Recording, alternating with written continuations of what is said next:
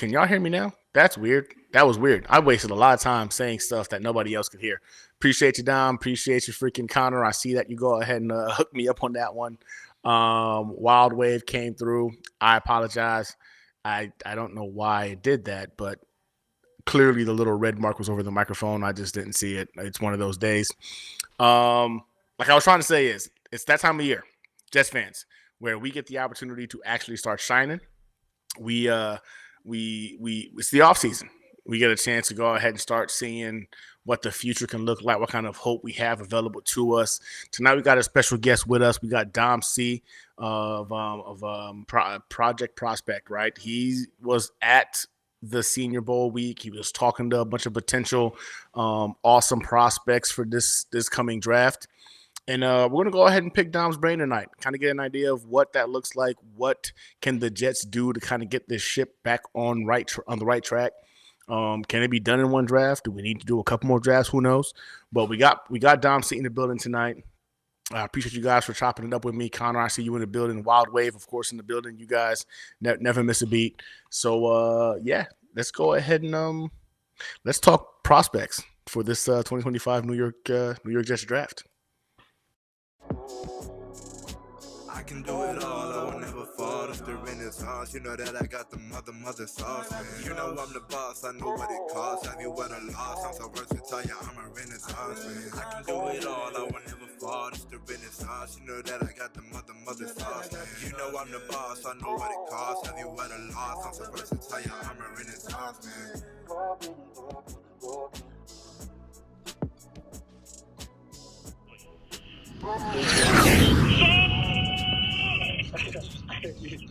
Congratulations, brother.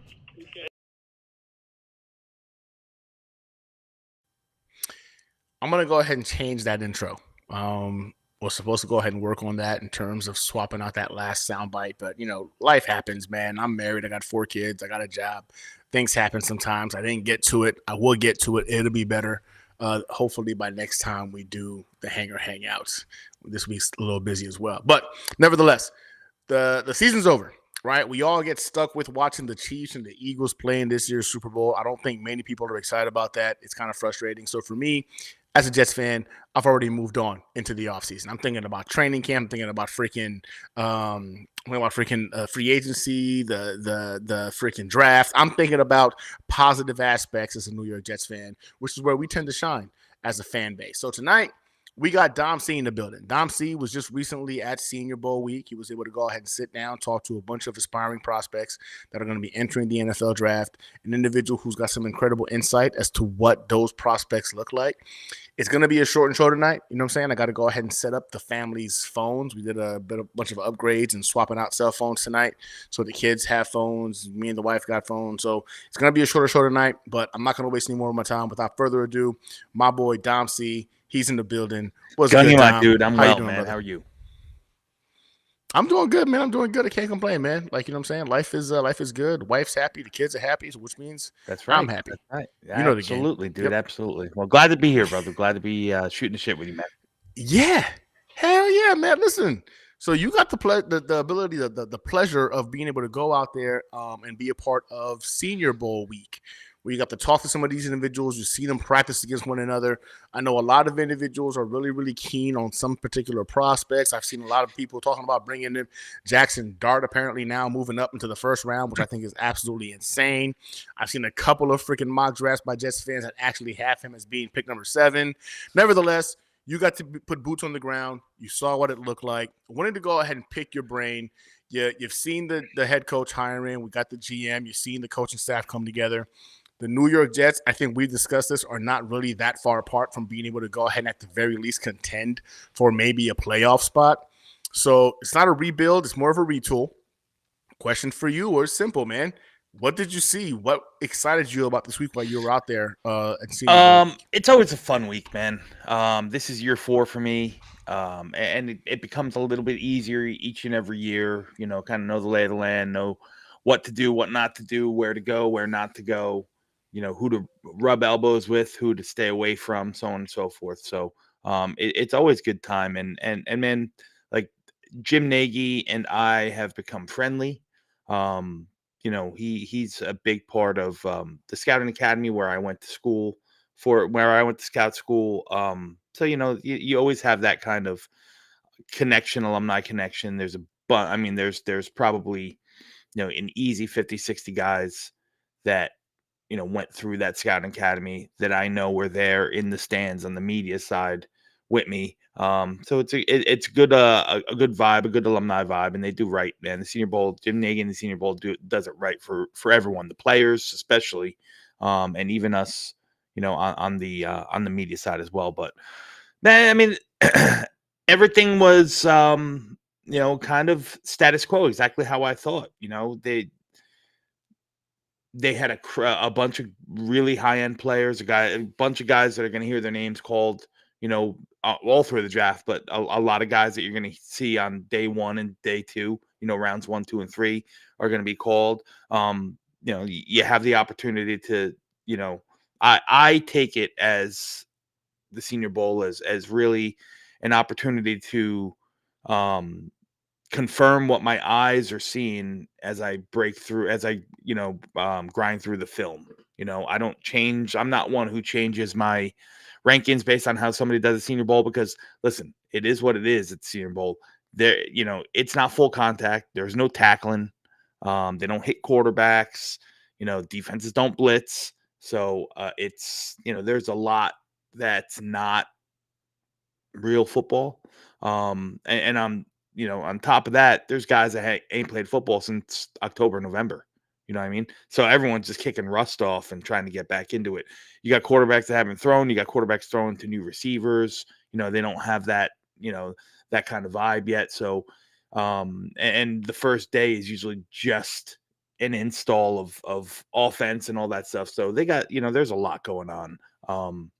But it's fun nonetheless. Like I said, it's an opportunity to see with your own eyes, to see if my evaluations kind of match up, and if they don't, one way or another, I bookmark guys and I go back and I reevaluate and see what I missed, or what he was doing differently on film than he did, in the practice, so on and so forth. So, in a nutshell, that's what it's at. It's a good place to really get some scoops that you don't hear too often. It's a good place to, hear the buzz and hear the vibe of, who's interested in what, and this and that. You get some intel that, what teams are talking to which players. You can see it with your own eyes, the scouts and the front office guys, who they're surrounding, what agents they're around, who they're talking to after the practices, because we're on the field with them. So it's all, that's all cool. That's all cool. The one thing I will say about the Senior Bowl experience, I feel bad a lot of the times for the running backs and the linebackers, because they don't have any, they're in a position where they really can't showcase their skill sets, right? Linebackers can't tackle, so they're filling gaps to just play like two-hand touch. The running backs can't get hit, so they can't really show off their skill sets other than their quickness and their short area quickness abilities, so on and so forth. So they're always at a disadvantage, I think, and the quarterbacks are always at a disadvantage as well. This group of quarterbacks was less than desirable, maybe some big names, but they didn't produce very well. And they always struggle. The quarterbacks usually don't kick it into full gear until day 3, and then hopefully they play better in the game. So yeah, listen, bunch of good names. I mean, you tell me how you want to go with this.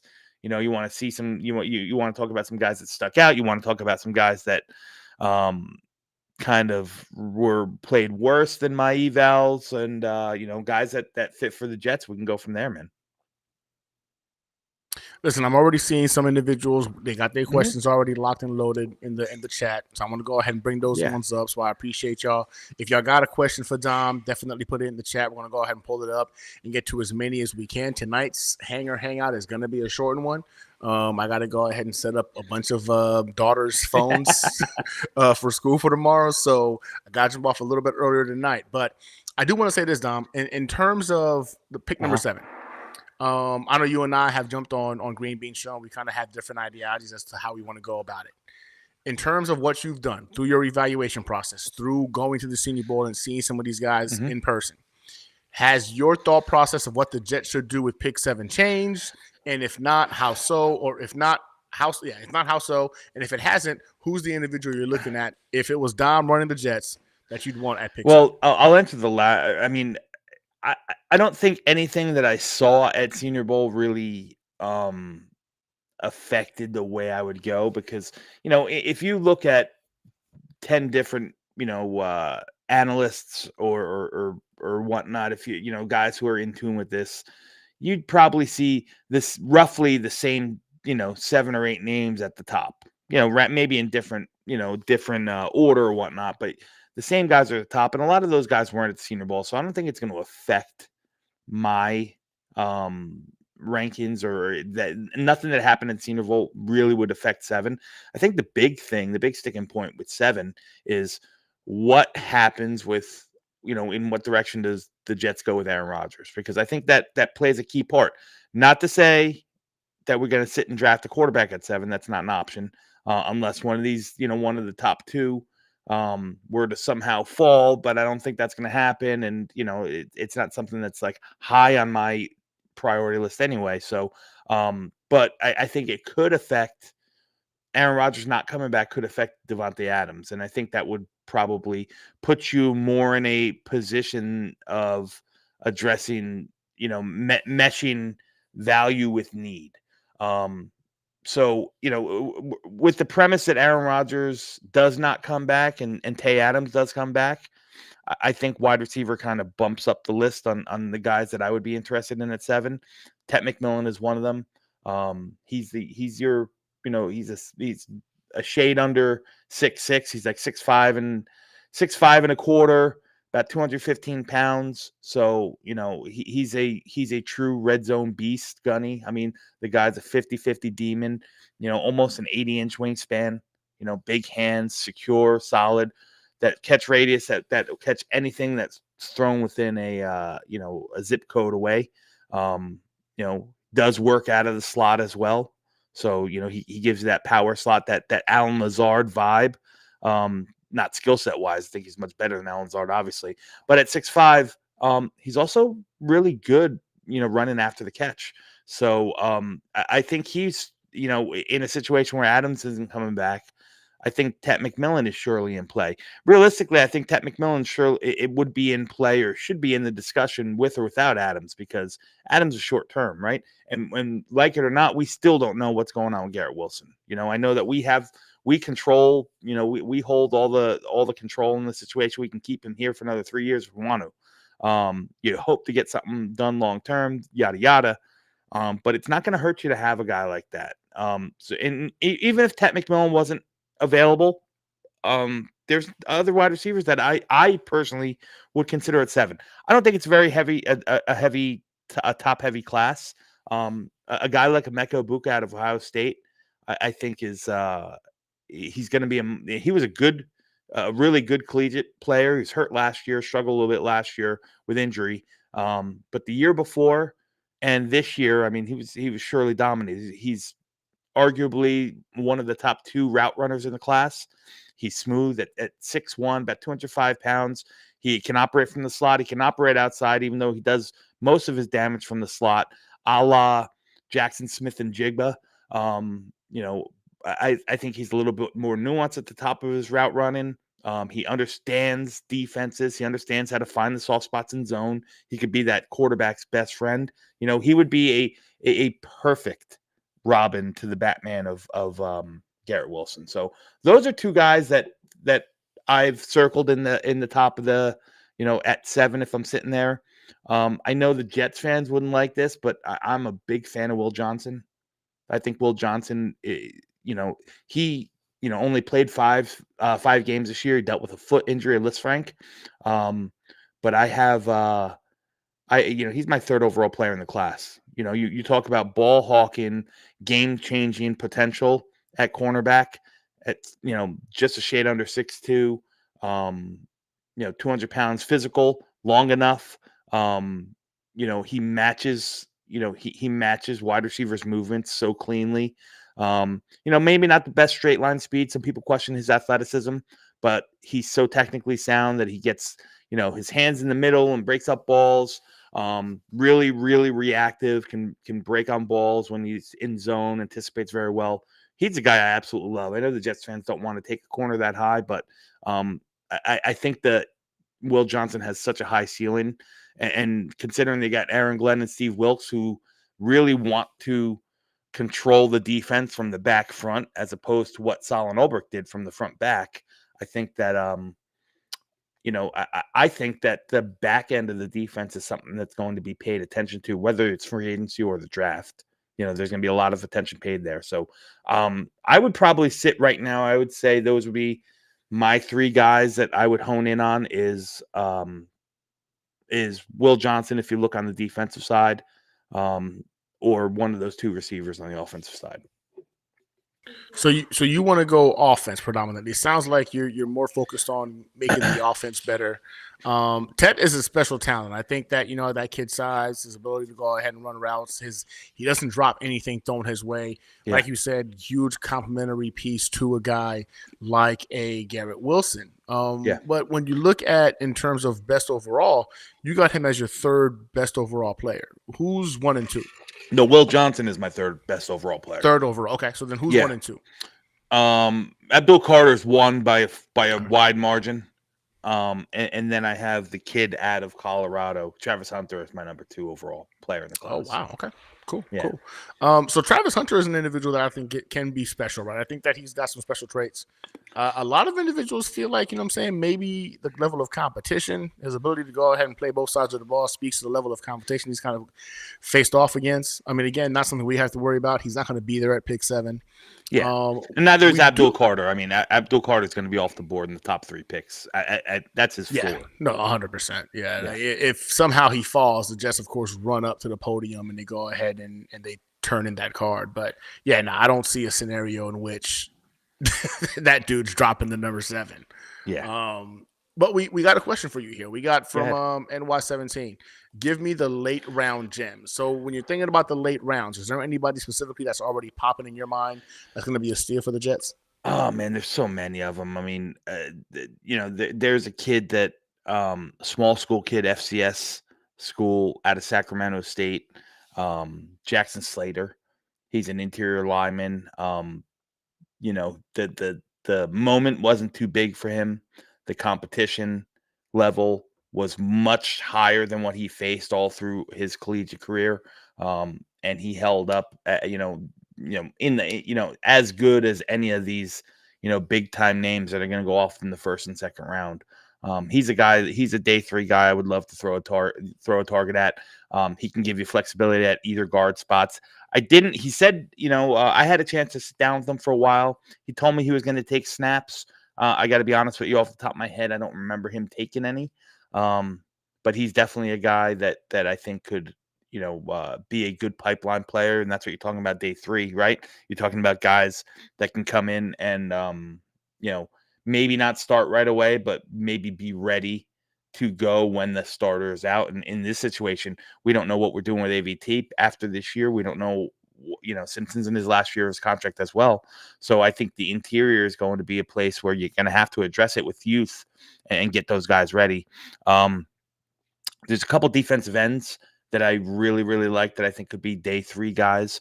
One of them is Jared Ivey out of Ole Miss, 6'5", 285 pounds. He's a big dude, but he's versatile. He's got that JFM flexibility where he can play inside and outside, strong hands, definitely, a run first edge setter.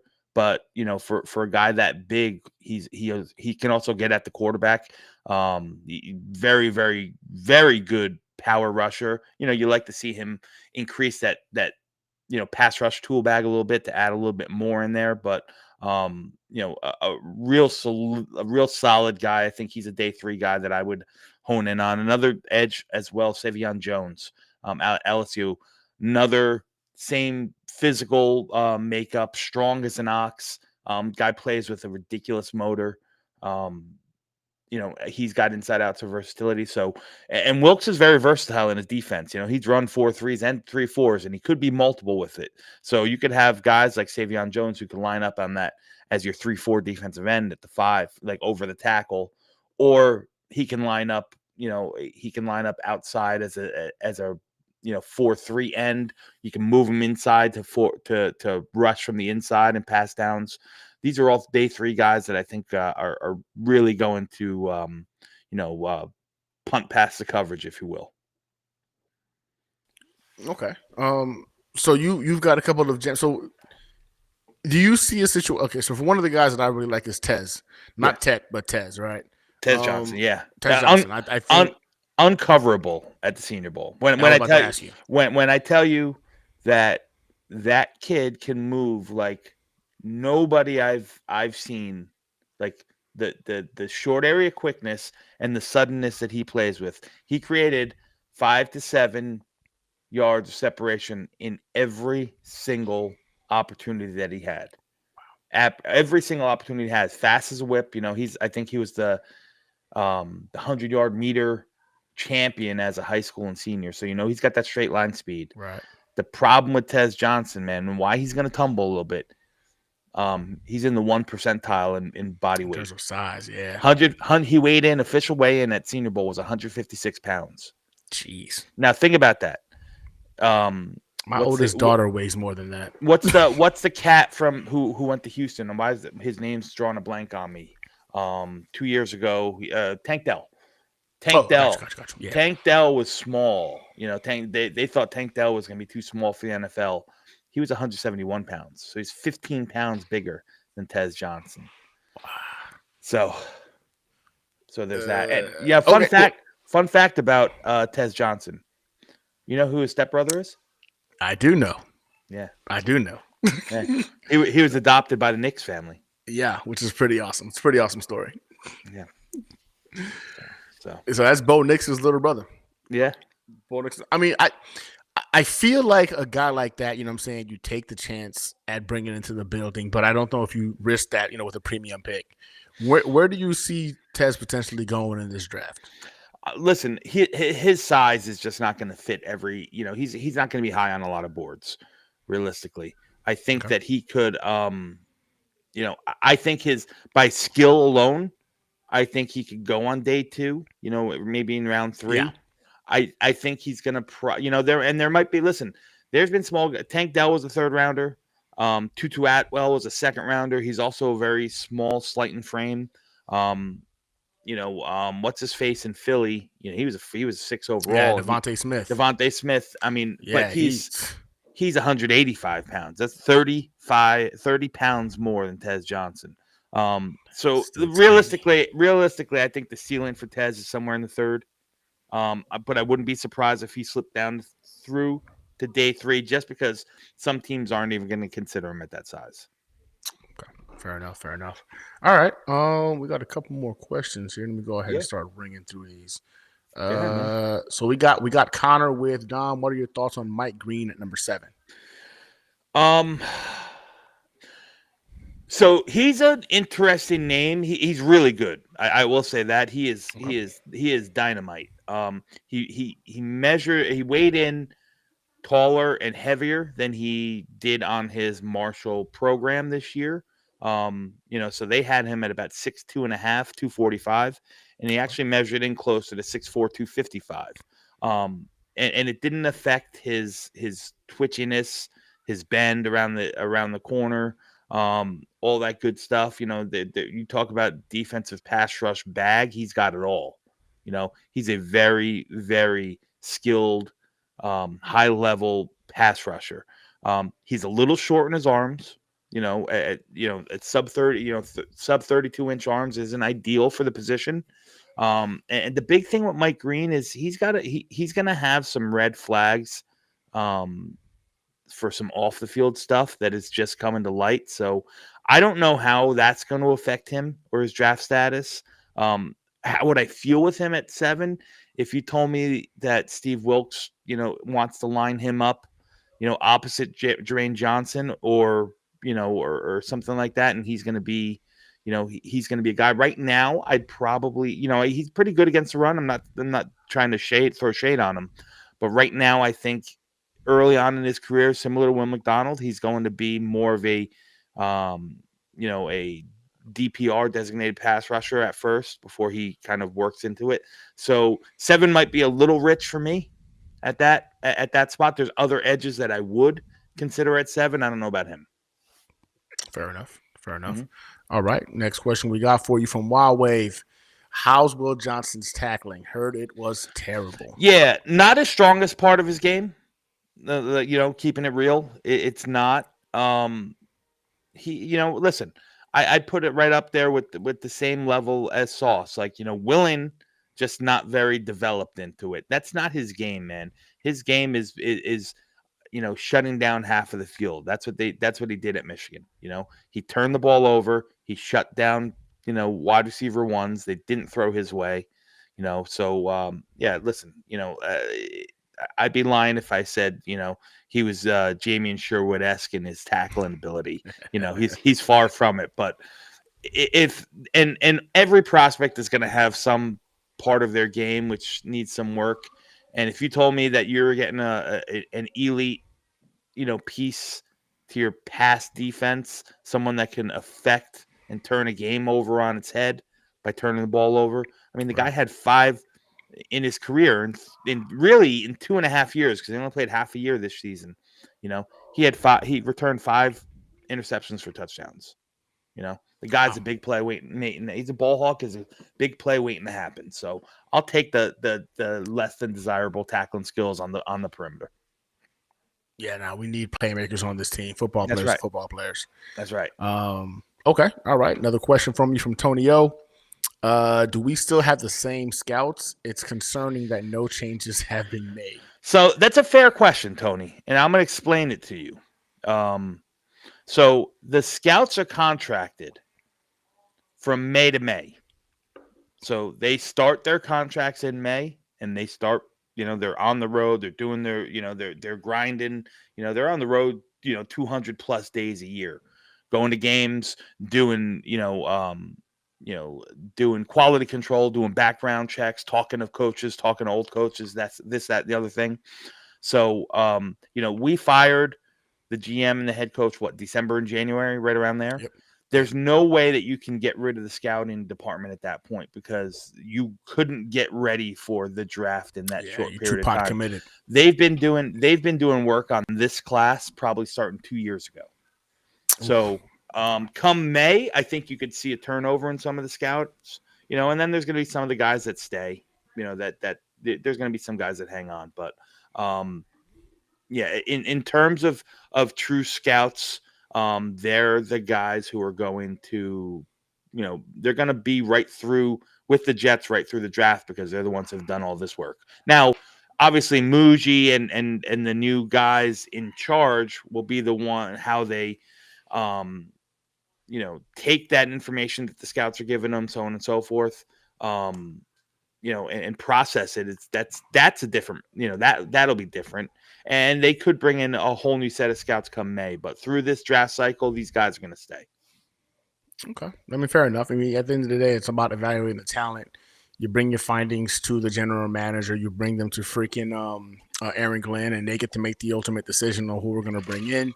But a really good question. It is concerning when you think about, like, okay, are these guys doing this based off of, what they've been taught by by Joe Douglas? You know what I'm saying? Yeah. Like, there are other isms still in the process of being shaken out of them. Yeah, really good question, Tonio. But we got to remember, we've also had some pretty good finds with this scouting team as well. Like, it's not as if it's all been bad. So now Wild Wave did bring something in here. He said that Greg Nejma, I think it's pronounced, he got fired. He was the assistant director of pro player personnel. So he was let go today, just tonight. And that's a different area than the college scouting, right? Because Muji and whoever he brings in the front office, whatever personnel that they bring in to fill that, they're the ones that are going to now, run through all the available free agency, the pro tape, so on and so forth, and kind of pinpoint that stuff. So they can be a clean break with the pro personnel side of it, but the college scout stuff happens years before the draft even happens. Like I said, they've been gathering intel on these guys for 2 years now. I see. Okay. All right. Well, next question that we got freaking Dano with when it comes to the first round, Dom. Do you subscribe to the theory of strengthening strengths, or do you feel it's more impactful to hit a weakness? It's a really good So question. it's a good question, and I think that the best path is a blend of both. Is finding value that matches with need, right? You can't you hear that the whole like just draft BPA, best player available all the time. Like that just doesn't work. You know what I mean? Because you might have your board might be then your draft board might be um you might end up with 4 quarterbacks and 3 left tackles, and that just doesn't that doesn't really play a need. You could do there's teams that will take the best player available approach early on in the first round. There's teams like Joe Douglas. His mantra was, I think his mantra was best player available at positions that he thought were of strength. The left tackles, the receivers, so on and so forth. Positional value meant a lot for Joe Douglas. He never spent first round picks on other than the premium positions, if you will. I think it's a blend of both. I don't know if you can't just try to fill holes. You can't just try to cover weaknesses and fill holes because that doesn't work as well. Because if you miss on a guy, you end up in like we ended up with Zach Wilson. So Yep. I think you gotta kind of really find that fine line between positional value and need and draft the best available from there. Yeah, I think you said it perfectly right. I think it is a combination of things. Now, I get the understanding of wanting to go ahead and try to swing and fill in a weakness on your roster, but oftentimes in taking that approach, you miss out on some quality guys who are legitimate football players who can help your team. And if you're looking at the draft as like you just want to go ahead and stock your team with as many football players as possible, I always feel like that's gonna even out in the end. It's gonna go ahead and benefit you in the end. Football players make plays. But you're right though. You still have to balance it out and make the best decision possible. But in a situation like this year coming up, again, I feel like sometimes you got to strengthen the strength, right? Especially if that's what the board tells you. You got to go ahead and go with what the board tells you. But yeah, finding that balance is going to be freaking Tanner Mogi's freaking job. He's got to figure it out. Oh, not Tanner. Darren to figure it out. Yeah, and there's also a lot of like projection involved in it as well. That's facts. Yep. Like last year was the tackle class was, out of this world. Head and shoulders better than the tackle class this year, right? So and Joe Douglas, obviously positional value meant a lot to him. So the left tackle was one of those that prioritized. Now they probably looked at the tackle class last year and said, we better take one now because next year the riches ain't gonna. You don't want to go. You never really want to go into a season, into a draft cycle, needing a left tackle. You might you'd rather take one if they're good enough. Yeah. To when you can strike while the iron's hot. All right. Next question we got from Dano again. I like this one. This is really good one. What are your thoughts on drafting the kicker? Is there one worth it or primarily undrafted free agent guys? Yeah, listen, man. I don't know. I mean, I don't know if I think the Jets are in a situation where they have so many holes, not only in starting spots but in depth pieces, that I don't think they can really afford to use a draft pick on a kicker. I don't know if there's one that's worth it. Fitzgerald, the kid out of Florida State, was the nation's best kicker. And you're going to be able to get him or guys like him, either undrafted free agency or just go, just run the gamut through some of these veteran kickers, that you struggle with. If we were in a different position, I'd say, yeah, you want to spend a day 3 pick on a kicker, have at it. But I don't know if our team's in that position yet. Yeah, I mean, the thought process is like, yeah, that would be great, right? You go ahead and find a stud kicker, you lock them up, and you get them into the building. But I don't want to say like kickers are like, you know what I'm saying, a bunch of you can't, we just realized this last year like the impact of having a kicker who's not all there mentally and prepared, how it can cost you games. And but the we thought he was the majority, guy. and the majority of kickers aren't drafted. You know, there's a No. handful of them. I'm talking the top kickers in the league. There's a handful of them that might have been drafted, and the majority of them weren't drafted, or if they were, they're not on the team that drafted them. I think Justin Tucker might be the only one. Yeah. So there was somebody else though. I'm forgetting the name, but there was another one that was drafted. Is it the Cowboys? Did the Cowboys draft a kicker a little bit too early? No, the kid they have there now, he was an undrafted free agent. He was a soccer player. He never even played football. All right. Maybe I'm forgetting. Yeah, he played some level of like semi-pro soccer. Okay. Braden Autry, I think his name is, yeah. Okay, we've got Vero Beach, New York Jets fan, utilizing his member chat, 6 months membership. Vero, man, I appreciate you, dog. The support's been freaking awesome through the roof. One of my first members when I officially got live to go ahead and gain memberships. I'm glad you've won a couple of our giveaways. He goes in the house. Hope all is well for everyone. Just giving us a shout out, showing some love. Vero Beach, man, nothing but love, man. We appreciate you. All right, so then we got another question for you here from Infrared. Brother Dom C, in which round would you put Fannin Jr. to be picked in this draft class? Polarizing prospect, Harold Fannin Jr. He's my tight end 4 in the class. He's not similar to when we talked about Tez Johnson. His skill set and body type is not going to be everyone's cup of tea. He's not going to be an inline guy.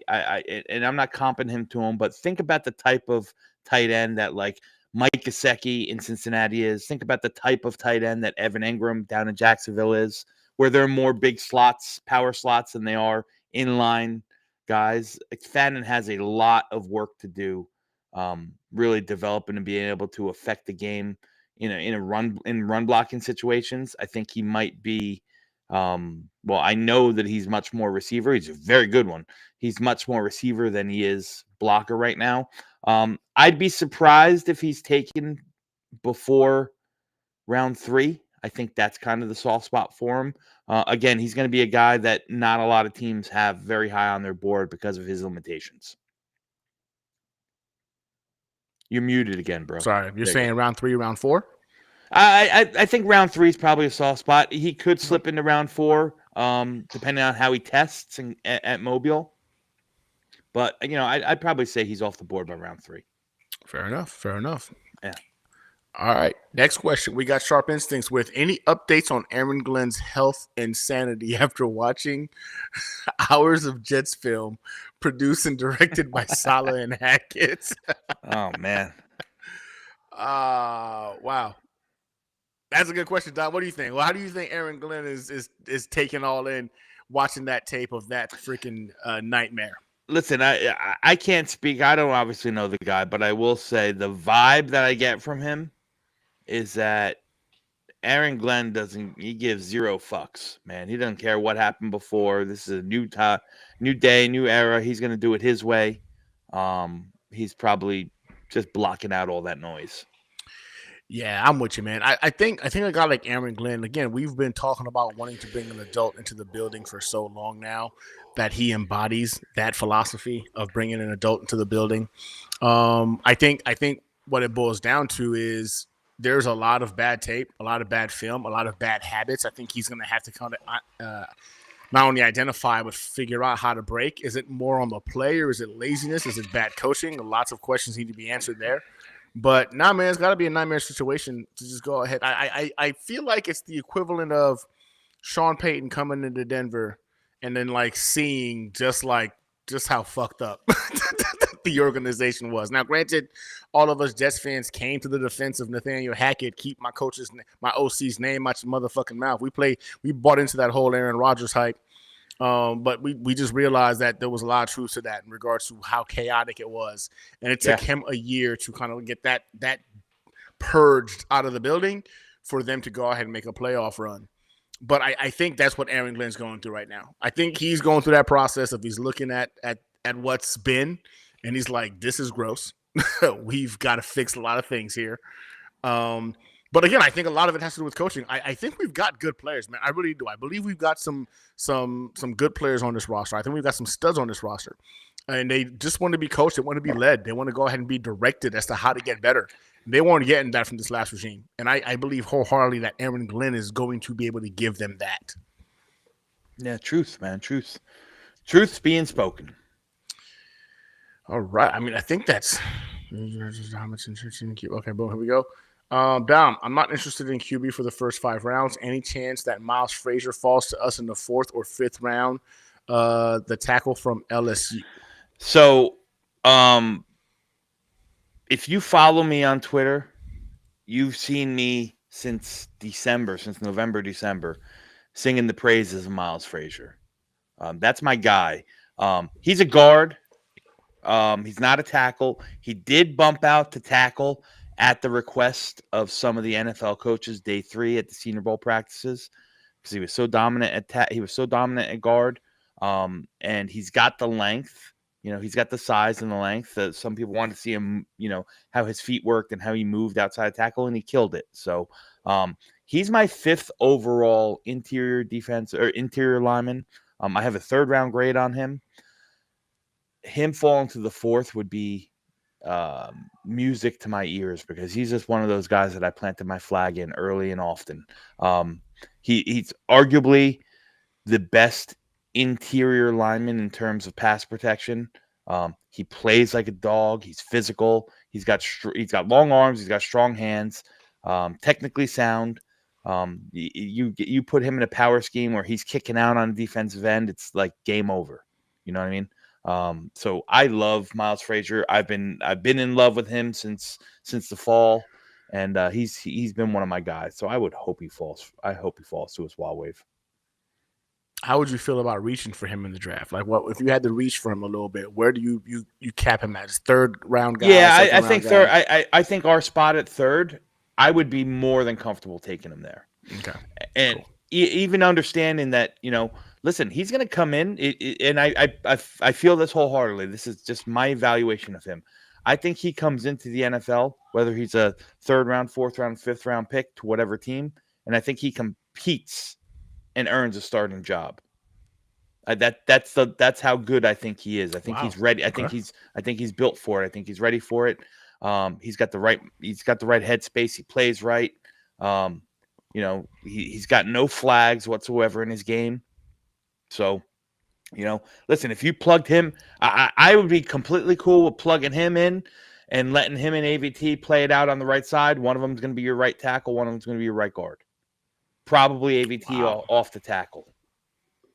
That's some high praise there. Okay. Yeah. All right. So I know he brought up quarterbacks, right? But I'm curious. So right now I know we're up in the air if it's going to be Aaron Rodgers or Tyrod Taylor or whoever. And I think I've gotten on that point now in life where I'm on the boat of you need to draft a quarterback at least every freaking draft until you find a guy. You got to find a guy. Yep. Jackson Dart right now is the hot name. I think Jackson Dart he's a guy who's got a ceiling that seems to be very exciting, but with that comes a very low floor as well. So I've literally seen Jets fans talking about drafting him in the 1st round at pick 7. I think that's insane. Jackson Dart, what are your thoughts on him? And if the Jets were going to pick him up, where would you feel comfortable bringing him into the building? So I think you hit it on the head when you talked about his ceiling.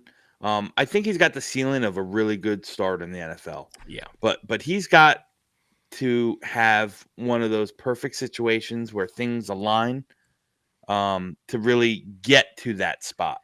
Okay. Right. He's got arm talent. He's got a very strong arm. I'm not going to say it's like Ben Roethlisberger elite, but it's very strong. He can make all the throws. He's sneaky athletic. Again, he's not dual threat like Lamar, but he's athletic in the sense of like Daniel Jones is athletic, right? You don't see him as a guy that can kind of hurt you with his legs, but you look back at the box score after the game and he's got 12 rushes for 80 yards and a touchdown.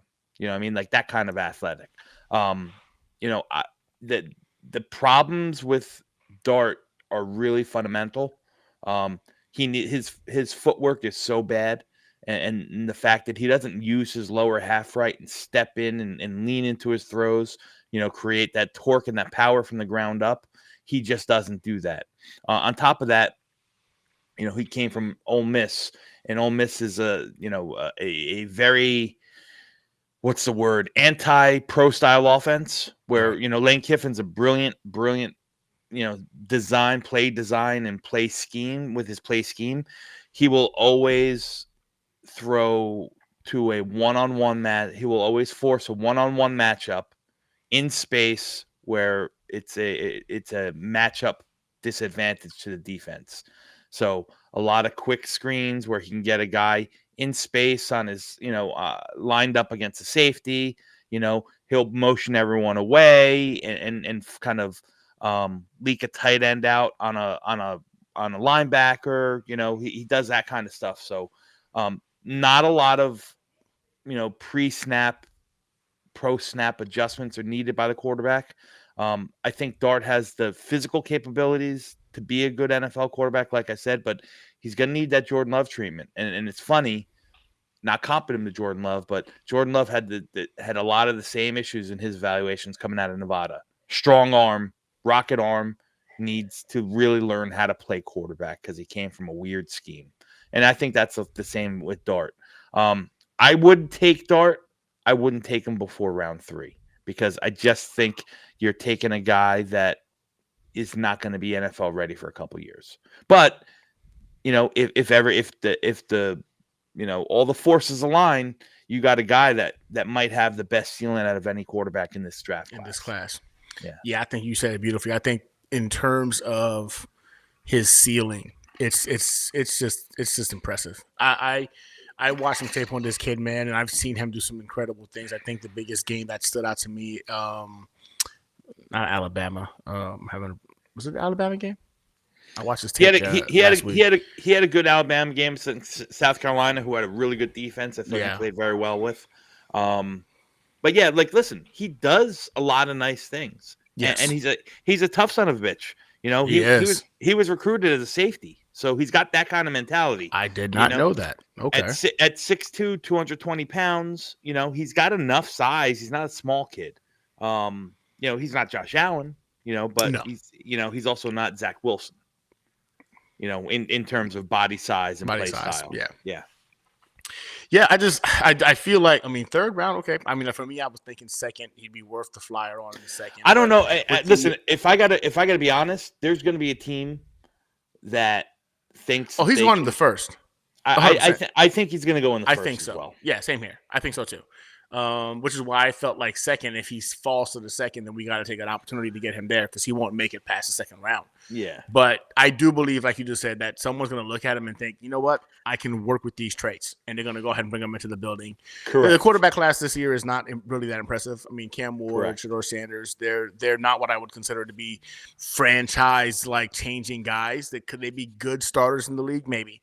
But this is not the draft where you look at and you're thinking, man, quarterback's got to be a must. But for me, if you were going to go ahead and throw a dart, pun intended, at the board to go ahead and get a guy, I think Jackson kind of fits that billet. But I'm with you. I don't think he's going to get past the first round. Someone's going to go ahead and look at him and think, someone's going to want the fifth. Someone's going to want the fifth-year option. The fifth-year option on guys like him and Milroe, where you get an extra year to try to figure it out.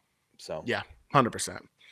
So then let's just get that one. Like I said before, it was going to be a short show tonight, and here we are, almost an hour long anyway. So, in terms of the draft, if Don is in the freaking building, he's making the draft picks. He's envisioning the New York Jets solidifying their roster. Mm-hmm. Who are the Jets picking with their first 2 picks?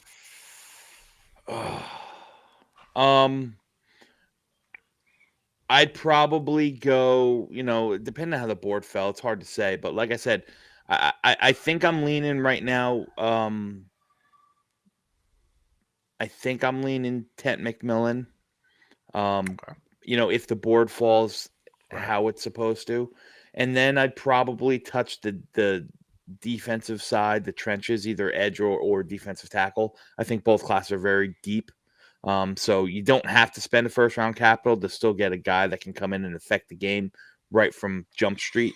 So, you can say, oh man, I'll say Tet McMillan round 1. I'll say Kenneth Grant, the nose tackle from Michigan round 2. If he's there. That's a good one. Yeah. That's a good one. I like his ceiling as well. Kid has a high motor. I like him a lot. Okay, so then all right, there you have it. That's picks 1 and pick 2. Infrared got a question here. Clemson got a $1.5 million and gave us 5.5 sacks. Do you think Coach Glenn can shape him up? Oh man, I don't know. I don't know. I don't know if he's going to be long for this roster. I'm curious to see, what kind of scheme, what kind of fits they're looking for along defense. I will say on paper, I think our team is much better shape offensively than we are defensively. So that's scary. That's terrifying. But you got a defensive minded coach. You got Steve Wilkes, who's a grizzled veteran who coordinates good defenses all throughout his career. So you hope that those two things combined with a new mindset and a new scheme will be able to help develop some of these guys that we're not thinking about right now, whether it's Jarek Bernard Converse or Quantez Stiggers or Leonard Taylor III or Braden McGregor, that they can develop these guys, Zaire Barnes, into real players that we haven't seen in the first couple years of their careers. Man, I think with proper coaching, there are some guys on this roster that can go ahead and really make some drastic steps forward into development. I don't think Clemens is one of those guys, man. I've been keen on Clemens when he came out of college. I was just like, listen, I love his enthusiasm, love his size. He looks freaking great with his shirt off and everything, right? But the dude was a grown man playing against kids in college. I was concerned about that, you know what I'm saying, in terms of the age difference of a grown man playing against some kids in college. That was concerning. And you saw him stutter step in the NFL when everybody's a grown man. And he's gotten sneaky every now and again where you got, Quinnen getting double teamed and opportunities. He's been schemed open to go ahead and win a couple of matchups. But I'm with you, man. I don't think Clemens is a guy. I don't think he's a dog. I don't think he's a football player. He's just a jag, just another guy that's on the defensive line that can take advantage of an opportunity when it's presented. But he's not going to go ahead and win many matchups, man. Again, this dude peaked in college. I think in Texas A&M, being the oldest guy, on the field helped him because he obviously hit man status while some of these teenagers were still trying to, fill out their bodies and stuff. So, yeah, now I'm okay with him moving on, man. I know 1.5 million is chump change in comparison to what he could bring to the table potentially, but I'd like to see some of these younger guys get opportunities and really get molded to become to take advantage of their actual full potential. I think we've seen Clemens' ceiling. I think we've already arrived, and I think in actuality we've probably surpassed his ceiling. Some of those sacks I would go ahead and say were kind of luck was on the side. Yeah, listen, Clemens was drafted as a 25-year-old defensive tackle. He was a one-year contract guy, depth piece, special teamer that was asked and forced to play a more prevalent role this year that he just wasn't very good at, So he's under contract for one more year. If you wanted to keep him and have him be a role player and put him back in the role that he was expected to do, special teams and that's fine. But he can't see significant snaps if you're going to be any sort of a serious franchise. Couldn't agree with you more. Yeah. We got Sharp with, I would rather just trade back and get more picks. Top 10 picks are costly cap hits, especially when they bust, compared to the cost of late first round and second rounders. Listen, I love that ideology. I think even Dom would agree with this too. I would love the opportunity to trade back, but I think especially in this draft. You need two to tango. But who are you trading up for? That's the biggest question mark, right? That's been the biggest people thing. People trade up for quarterbacks. Yep. And there ain't quarterbacks. There isn't a guy. I just don't see anybody giving up, premium capital to move up to draft a Shador or a Cam Ward. They're gonna be, they're more than likely gonna be off the board by 7. So you think about it, again, I'll just throw 3 names out: Mason Graham, Tet McMillan, and Will Johnson. All good players, all fine players, but none of them are game changing to the fact that teams are going to want to move up and give up capital this year or next year for him. The comfortable spot in this draft class is from like 25 through 75. That's where the real value is. So you're going to want to see teams gather as many picks between there as possible.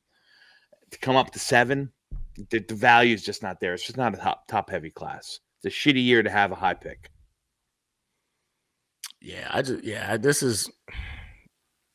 This draft class really, like, in terms of, again, what you would want to go ahead and throw the farm at, an individual for their picks. It's just not there, man. Like, honestly, if I'm being honest, I don't even know if Cam Ward or Shedeur Sanders, if they were at 7, would be worth you throwing, the farm, the kitchen sink at potentially getting one of those guys. It would still be a very dull return on said picks. So give me the best player available. You might see some small trade ups in the first round, like a guy in the middle. You're picking 17, and your guy that you really want is at 15. Yeah, maybe you give up a day 3 pick or something like that to go up a couple spots like that. But you ain't gonna see any of those big time trades like when Buffalo traded up from the 20s to go get Josh Allen at 7. You're not going to see any of those moves like the Jets made to go get Sam Darnold. It's just not this ain't the class, and we're not going to be in a position sitting at 7 where people are going to be wanting to, throw the house at us. 100%. And Daniel says you don't think someone will be desperate to get one of the very few blue chippers, though. I don't think the blue chippers are going to be available at 7. I think those guys will be gone before they get to 7. If I mean, I think there's one elite player in this class, and that's Abdul Carter. You want to call him a blue chipper? I'm fine with that. I don't think there's any other blue chippers in this class. I think there's some good players, some nice, really nice players, but when you talk about elite talent, elite level talent, not at the top of this class. You got a bunch of good guys. Yeah. Well, Dom, I appreciate it, brother. Like I said before, it was supposed to be a short show, but we did the hour anyway. Here we are at 57 minutes, so I'm not mad at it. I'm sure you're not mad at it either. No, man. Dom, man, this is your time of year, bro. This is your time of year. Listen, I'm following you on Twitter. I'm waiting for you to start putting more content on your channel. Again, his Twitter and his YouTube channel is in the description. So definitely go ahead and give Dom a follow. Jets fans, this is our time of year. If you're trying to go ahead and stay informed on what a quality prospect looks like that's going to make our team better, Dom is the man to follow. Dom, what do you got coming up, if anything, that you want to share with the squad? I just put out a post Senior Bowl mock draft with another draft analyst that I got to meet, that I got familiar with down in Mobile. So we did a little video. We did a full first round. A lot more content coming out between now and April's draft on the show. Positional breakdowns. I might do quick little hitters on some film study on some prospects. I did catch on, and I'm going to be writing for a published draft guide that's coming out. So I'm going to be doing a lot of work on the tight end group for that. So once that's out and about, I'll let you guys know as well. So yeah, and then I'll be, making my rounds around, seeing me here and there every Monday night on the Talking Jets Network. You want to talk draft, come see me 8:00 live with Ryan from Jets Talk 24/7 every Monday night. And me and Gunny and Green Bean still holding it down on Thursdays. Thursday nights. Yes, sir. Thursday nights. Man, Dom, I appreciate you, man. So this is Hangout episode 41. Still trying to get something together in terms of the draft. The draft night's going to be awesome. Definitely trying to go ahead and do a stream for that. I know a lot of guys are going to be pretty much stolen by then. I'm pretty sure Dom might already have somebody identifying him for a draft night. But I'm looking to go ahead and do a draft night show as well. But you can also catch me Tuesday nights here, Thursday nights on the Thursday Think of It with Green Bean. But yeah, man, this is our time of year. This is it. This is the time of year where Jets fans come alive, right? We get to go ahead and start, wondering and wishing and hoping for the what ifs, right? What if this is the year we get it right? Well, and it's funny. Yeah, it's funny because all it is, like, between now and March 15th, before free agency starts, it's just a lot of, names are going to be thrown out. a lot of prospect fatigue. People are going to start saying, no, he's good. No, he's not good. No, this guy's going to go here. No, he ain't going there. And then free agency comes and that whole, idea gets scrapped and thrown right out the window. I love it. It's the best time Yeah. of year for Jets fans. Amen. This is when content is mostly positive because it's all about hope. It's all about hope. That's all we got. Sometimes it's all we got, man. brother. Hey, listen, I'm with you right there, dog. It's all we got. We got to go ahead and enjoy it while we can. Yeah. Guys, I appreciate y'all, man, for chopping it up with us, man. 77 of you guys currently still on the stream. We got up to 95. Listen, if you're watching on Twitch, Twitter, or Instagram, jump on YouTube, man. Give the show a follow. Give the show a like. It really helps the algorithm. I would appreciate it. We do a lot of giveaways on this channel. Unfortunately, if you're not on YouTube, you really don't get the benefit of getting to win some of these giveaways. So definitely jump on YouTube, like the channel, and of course, subscribe. Again, Dom's content, again, the Twitter and the channel is in the description. Go give him a follow. Turn on these alerts. He's going to be putting out some good content about the quality prospects we want potentially on the New York Jets. You don't want to miss out on that. I appreciate you all, man. Dano, Wild Wave, freaking Infrared, Sharp Instincts, Vero Connor, Beach from earlier. Vero Beach is in the building. Jersey Jets in the building. I appreciate you guys for chopping it up, hanging out. You're having some great conversations again in the chat. Again, if you're on Twitter, Twitch, or Instagram, you're missing out on these great conversations in the chat. These guys are really chopping it up as we talk football. Tony O's in here as well. Appreciate you. Get in here and have some fun. Talk Jets football. And we'll hang out again next time at the Hangar. I'll see you guys next Tuesday. You have a good night. And, I guess as always, go Jets. I can do it all, I will never fall. It's the Renaissance. You know that I got the mother sauce, man. You know I'm the boss, I know what it costs. Have you won a loss? I'm so versatile, yeah, I'm a Renaissance, man. I can do it all, I will never fall. It's the Renaissance. You know that I got the mother sauce, man. You know I'm the boss, I know what it costs. Have you won a loss? I'm so versatile, yeah, I'm a Renaissance, man.